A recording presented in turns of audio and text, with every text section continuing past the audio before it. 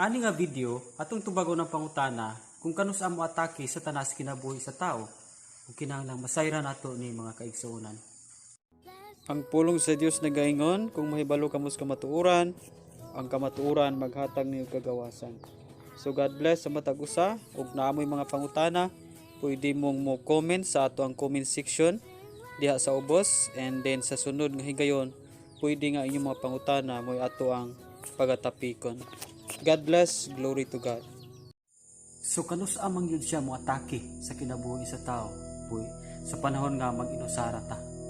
Diba si Jesus nga human siya ni nabunyagan ni Juan, yadto siya awao nga dapit ug nagpasting siya nga siya lang didto usa muna nga giadto siya ni Satan.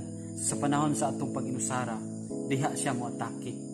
Nung manang careful ta sa mga panahon nga kita lonely, sa atong mga sad nga mga storya sa atong kinabuhi, no dunay mga challenge nga mabaguol ta, and then ma-isolate ta, mag-inusara ta, diha siya sagad mo atake. Atong hinumduman nga nangita lang siya gigayon. So munay right nga opportunity ni Satan nga yang atakihon kita, di ba? Nakahinumduman ta sa pagkapuka ni David, no? Ato nga time nag-inusara siya, no? Human siya ni mata sa iyang pagkatulog, ni pasupasos sa rooftop sa iyang palasyo ug didto iatake sa ni Satan. Di ba mabasa nato sa 2 Samuel chapter 11 verse 2, usa ka hapon yana tapos mubangon si David sa iyang higdanan, ni pasupasos siya sa atop sa iyang palasyo, unya nakita niya naligo ang usa ka babaye nga gwapa kaayo. O di ba? So diha ang atake, muni ang right time ni Satan nga iyang ipadayag ang iyang mga atake sa panahon nga nag-inusara si David. Muna nga kusog kayo ang atake sa kaaway sa panahon nga maging lonely ka, nag-inusara ka, di ba kay mga problema. Muna magbantay ta sa ato ang mga problema, niya panahon mahitabo niya nga mag-inusara ka, and mostly igsoon sa survey igsoon 75% ang naghikog igsoon sa sulod sa iyang kwarto. Di ba? So nag-inusara siya, di asul siyang kwarto busli, di agad sagad ang mga balita nga nabaho na lang, naghikog tungod kay nag-inusara sila, dunay mga problema, desperado sa kinabuhi, nawala na sa paglaom. So diha sila, giatake sila sa kaaway, gipahuna-huna sila dilimaw. Di ba? Sagad maghikog dias awao, no? No si Judas, no? Giatake siya kay nibulag sa mga tinunan tungod sa pagbudhi ni Jesus. So diya nagikog siya, di ba? Nag-inusara lang siya, bagi atake. Kung sagad mo panahon mabala lang nimo nga dunay mga naghikog diya sa awao nga napit tungod kay nag-inusara sila. Diya kusog kayo ang atake mga kaigsunan. Atong hinumduman mga kaigsunan nga ang pinaka-spiritual battlefield sa atong kinabuhi is nasa ato ang una-una. Dinhi makik-away si Satan sa atong una-una. Muni ang battlefield sa boxing pa, boxing ring, dinhi makik-away siya sa atong una-una. Munang during sa atong pag-inusara, diha siya mo insert sa mga dili mayong una-una, di ba? Kung panahon nga depressed ka, munang daghang mga tao nga magul-anon, daghang mga tao nga na-depress sila, grabe silang anxiety, nag-overthinking sila tungod kay Satan mo atake siya during sa mga panahon nga nag-inusara ka, no? Munang careful ta igsoon sa atong mga pag-inusara. Kay Satan nagbantay lang siya nga sa panahon nga mag-inusara ta. Diha siya mo atake sa panahon nga mahina ka. O di ba sa boxing, di ba ko ang kontra duna nay pagkaluya, wala nay hangin kayo. So galuay-luay na lang sa iyang pagsagang. So diha noon atakihon siya grabing mga suntok aron nga malukapa gyud siya. Inana pud ka why si Satan iyatang bantayan nga mahina na atong espirituhanon ug diha siya moatake og mayo sa atuang kinabuhi. Munang kinahanglan nga palambuon nato igsuon ang atuang espirituhanon. Si Satan naghulat lang siya nga maluya ang imong devotion, gahulat lang siya nga mawala ang imong prayer life, no, mauga ang imong prayer life. Sa diyang mawala imong prayer life, imong Bible reading, imong devotion, weak ang imong devotion, diya siya moatake og tuda igsuon.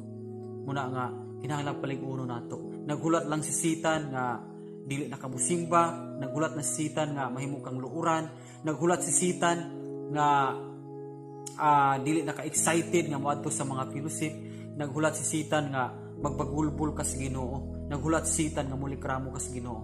Kay sadya nga imo nang buhaton igsuon, tiha siya mo atake, kay kabalo siya nga weak na ang ato ang espirituhanon. Muna nga kinahanglan magmaigmat tungod kay Satan, igmat pud siya sa iyang mga atake sa ato ang kinabuhi.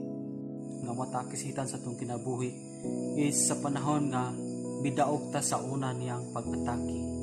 Sama daw una niyang atake, nakadaog ta no nakastand sa una niyang atake, apan sama sa boxing adunay gitawag og rematch, di ba? Bisan sa basket o sa volleyball dunay gitawag og ribansin, kanang mapildi una mo aduna pay utrong dula, then dapat yung ikatulo, di ba? So inana po Satan nga kung nakadaog kita una daw miyon siya sa ato ang kinabuhi nga rematch ta napay ribansin nya igsuon.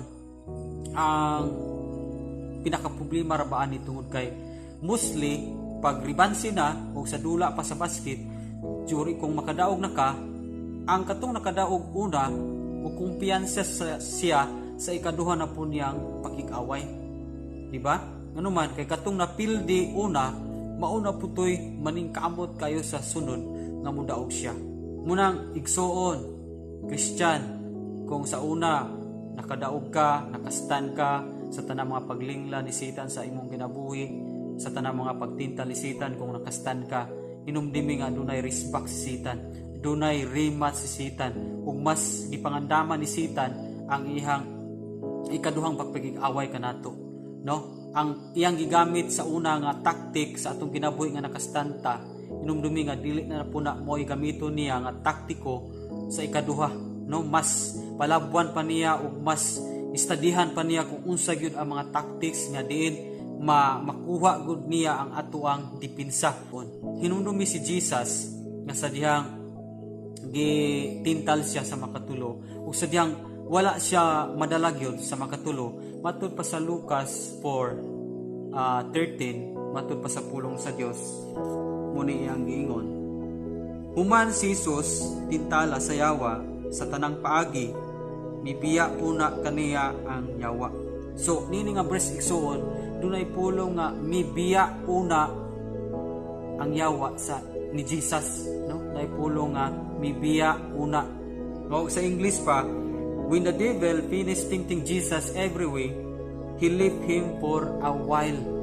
No, dunay pulong nga he left him for a while. No, sa Tagalog pa, naghihintay ng ilang pagkakataon. Muna nga kining mga pulong nga igsoon dili angay siyang kahadlukan tungod kay dapig man nato ang Dios. Ang Dios may ato ang shepherd. O matud pa sa pulong sa Dios na wala kita tagay og espiritu sa katalaw, dili espiritu sa gahom, spirit of power.